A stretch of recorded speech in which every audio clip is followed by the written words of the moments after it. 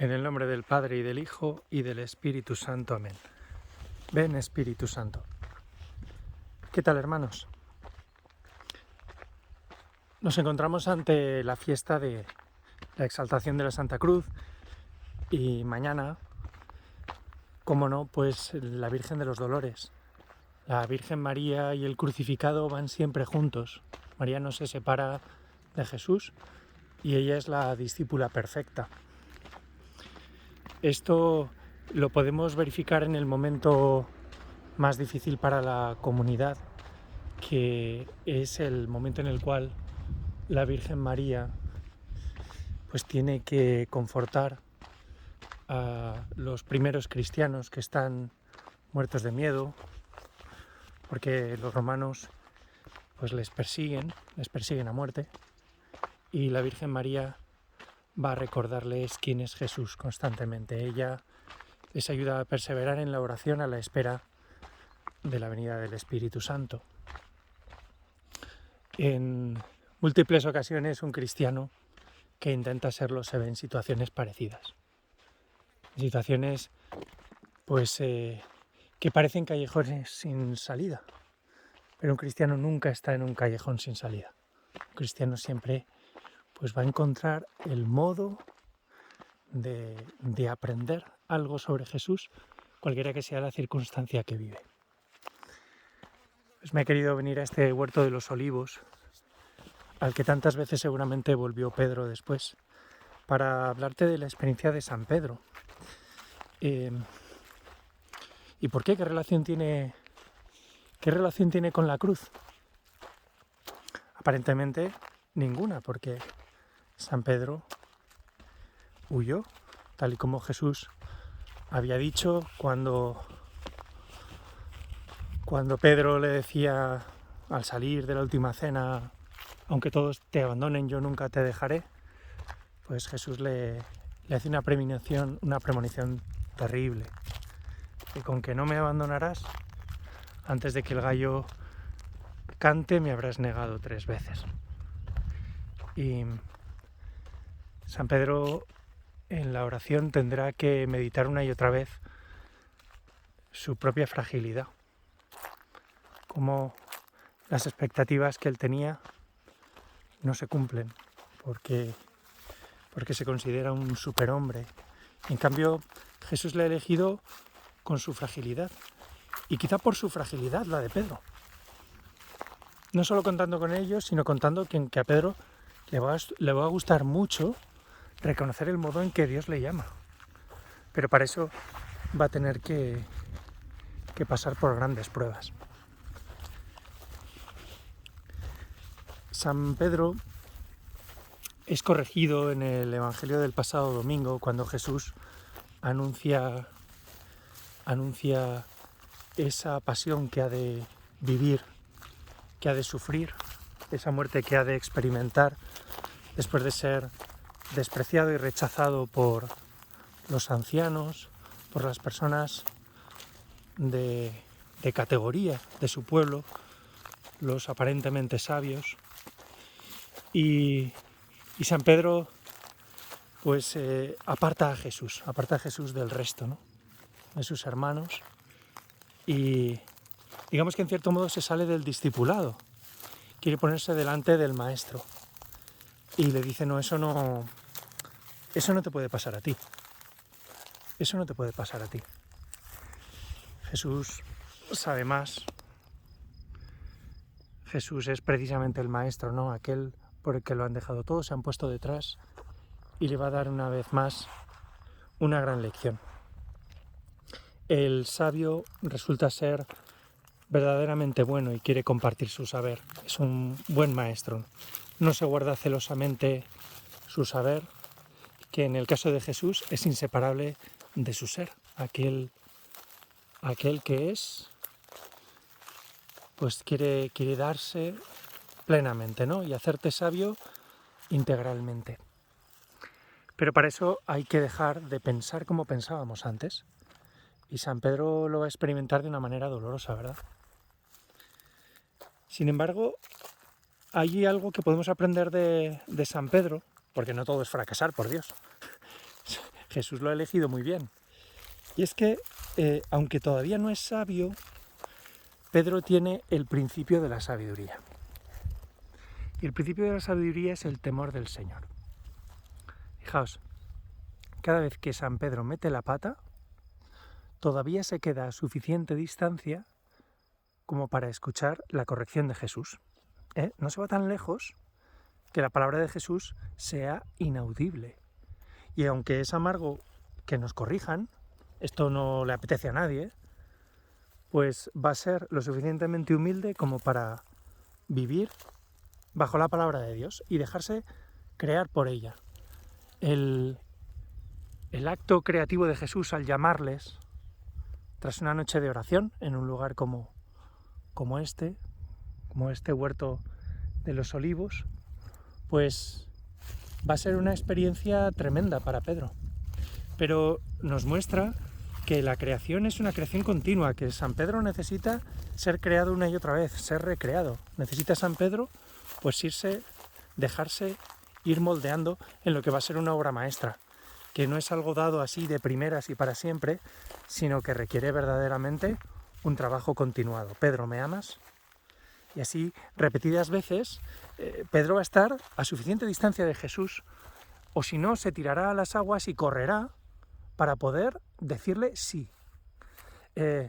Incluso, pues para ponerse muy triste y casi gritarle: oye, Señor, que es que tú lo sabes todo, ya completamente superado por las circunstancias, al ver que solo Dios es Dios y que solo Jesús quiere a lo Dios. Este es el primero de los regalos, ¿no? Que este pasado domingo compartía, y es que Pedro tiene temor de Dios y siempre está pues bajo la palabra de Dios. Pero no solo eso, sino que también Pedro ve cómo Jesús habla con los demás. Va a verle en la oración, en el Tabor, rezando y hablando con el Moisés y Elías acerca de la pasión que ha de vivir. Va a ver cómo se dirige a los pecadores y a aquellos que no saben que son pecadores, aquellos que no saben que ellos todavía necesitan también a Dios, los fariseos. Va a ver pues cómo Jesús calla también. Y por eso y los momentos de silencio de Jesús, cómo no entra al juego, o cómo recibe y cómo habla Jesús en las casas en las que es invitado a comer, allí donde va a descansar.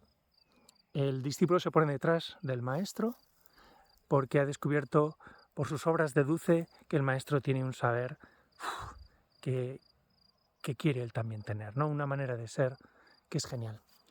Por eso es muy bonito que trabajemos el estilo de vida, que nos fijemos en aquellos estilos de vida de aquellas personas que viven más cerca de Jesús. Que no tengamos miedo a perder esas cosas que brillan y que nos reclaman y que hacen ruido, y que sé que esto lo digo mucho últimamente, pero es que es verdad.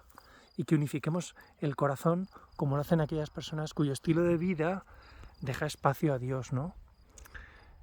Incluso cuando San Pedro está tan lejos de Jesús que no puede oír su palabra, todavía está suficientemente cerca como para dejar que Jesús le mire. Sigue en el temor de Dios, ¿no? Saberse bajo la mirada de Dios. Y así en el momento de la traición verá cómo Jesús desde el Sanedrín le mira. Y esa mirada le ayuda a recordar, ¿no? Es la mirada que Jesús proyecta sobre nuestro corazón, una mirada que recibimos en la oración, sin duda. Esto es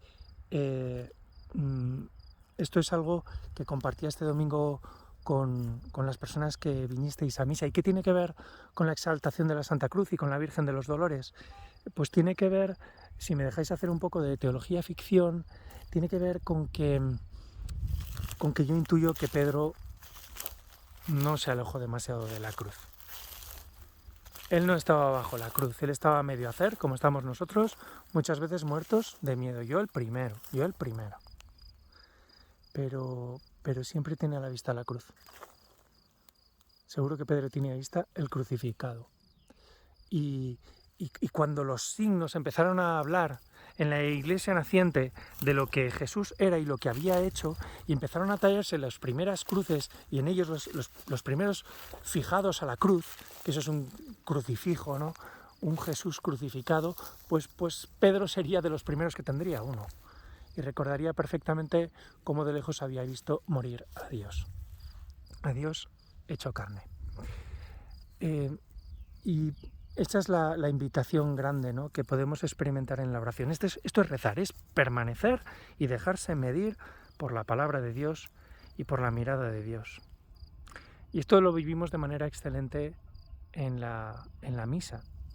En misa yo también puedo incorporarme al sacrificio del altar, ir con Juan y con María, y que esa mirada y las palabras creadoras de Jesús pues me incorporen a la familia que es la Iglesia, a la familia de Dios, a aquel aunarnos de Dios cuando nos convoca y nos sabemos convocados a algo que no podemos crear con nuestras fuerzas. Es que yo contigo no me puedo llevar bien, salvo que descubramos juntos que Dios es bueno. Así de claro. Yo contigo no tengo nada, salvo que tenga un Padre bueno que nos aúna. Y esto debo trabajarlo una y otra vez y recibirlo. Y esto es lo que vivo en misa. No que nos queremos, sino que Dios nos quiere y que nos quiere juntos. Y que por tanto, si Dios, que es sabio, y por eso me he puesto detrás de Él, y tú también, nos quiere juntos, igual es que nos convenimos a un nivel tremendo. Y San Pedro, fíjate, esto él lo vivió. Porque aquel que había sido factor de división y que necesita ser corregido delante de los discípulos porque se ha apartado de ellos y entonces ya no puede confesar a Jesús y le dice, no, tú no vas a morir en Jerusalén, ahora va a ser factor de unidad. Él va a realizar, incorporándose a esta aventura unificadora de Dios, el milagro de la comunión, y él va a confirmar a sus hermanos. ¿Cuándo? Cuando vuelva. Cuando vuelva una y otra vez en ese proceso de conversión continua en el que estamos, a saberse bajo la mirada y la palabra creadora y creativa y recreadora de Dios. ¿Suena muy bonito? Pues aún hay más. Porque cuando en misa rezamos el credo, el cura, si coge la fórmula bautismal más antigua y te pregunta con el símbolo de la fe más antiguo que tenemos, lo hace con preguntas. Y fíjate, sobre ti también quiere pronunciar Dios una palabra creadora, una palabra divina que a la criatura la hace capaz del cielo, la hace capaz de comunión. No solo de palabras, sino de obra. Y por eso te pregunta Jesús, antes de que te incorpores con él al altar, te pregunta el ministro, ¿renunciáis a Satanás y a todas sus obras y a todas sus seducciones? Y te pregunta en plural. ¿Y cómo respondes? Respondes en primera persona, sí, renuncio. Anda, qué cosa tan curiosa. ¿Creéis en Dios Padre Todopoderoso, creador del cielo y de la tierra? Y bueno, y uno ve los mayos de Riglos, y ahí detrás, los mayos de Agüero, y que están ahí atrás. Y uno dice, bueno, es imposible no creer, claro, tiene que ser. Y por eso respondemos en primera persona, sí creo. Y es que no es que Dios nos mantenga en un individualismo selecto, sino que Dios nos ha aunado, y quien cree es la Iglesia. Y ya no me quiero separar de ella y no me entiendo sin ella y no quiero ir al cielo sin mis hermanos, y si quiero ir al cielo sin mis hermanos es que el que no va a entrar en el cielo soy yo. Entonces, porque tengo el corazón muy chico y muy pusilánime e infantil. Y Dios lo que quiere es que sea niño, no un infantil. Bueno, pues es momento de coger la cruz tú también y de que juntos, pues aunados, cojamos la cruz y veamos que Pedro, cuando le dice a Jesús, tú no puedes morir en Jerusalén, es porque Pedro ya ha decidido que su destino va a ser el del Maestro, y dice, claro, es que yo no quiero morir en Jerusalén, pero bajo la luz del Espíritu Santo, esa misma que le ha permitido confesar quién es Jesús, también va a poder incorporarse al altar como tú y yo en cada misa. Ojalá nos diéramos cuenta. Si lo hiciéramos a este nivel, el mundo empezaría a creer, porque vería cuánto nos queremos. Nos queremos porque Dios nos quiere, ¿no? Y porque si aquel que es sabio nos ha puesto juntos, es que nos convenimos, nos merecemos. No es que te quiera porque sí, te quiero porque Dios te quiere conmigo y a mí contigo. Bueno, qué cosa tan grande. Esto es la Iglesia. Nada que ver con esa contraposición entre espiritualidad y religión, que es una visión muy torpe, respetable, porque la verdad es que muchas veces la Iglesia dejamos mucho que desear, pero en cierto modo torpe, miope, acerca de quién es la Iglesia. La Iglesia somos tú y yo cuando decimos sí juntos a los planes de Dios, ¿no? Y esto está al alcance de los sencillos. Esta es otra parte del Evangelio tremenda. Y yo no conozco espiritualidad más alta, y precisamente esta es la cúspide de la religión, ¿no? Que estamos religados, unidos a un Dios benéfico que nos quiere bondadosos con los demás. Pues te voy a dejar bajo esta bendición, que es la sombra de la cruz, pero al mismo tiempo de aquel que se ha fijado a la cruz, se ha quedado crucificado, para que no tengamos miedo a las pruebas, sino que veamos en ellas una ocasión para dilatar el corazón y hacernos capaces de comunión. Es por ahí, por esa puerta estrecha, esforzándonos por donde hemos de pasar hacia el cielo, ¿no? Que permanezcamos en el temor de Dios, que no nos separemos nunca de la Iglesia. Siempre que tenemos miedo, empezamos a sospechar incluso pues, de esta vía de salvación tan excelente que Dios ha puesto, no porque sea perfecta, sino porque Él es perfecto. Señor, esté con vosotros. Y la bendición de Dios Todopoderoso, Padre e Hijo y Espíritu Santo, descienda sobre vosotros y os acompañe siempre. Amén. Acuérdate de Jesucristo, resucitado de entre los muertos. Él es nuestra salvación, nuestra gloria para siempre. Si con Él morimos, viviremos con Él. Si con Él sufrimos, reinaremos con Él. Acuérdate de Jesucristo, resucitado de entre los muertos. Él es nuestra salvación, nuestra gloria para siempre.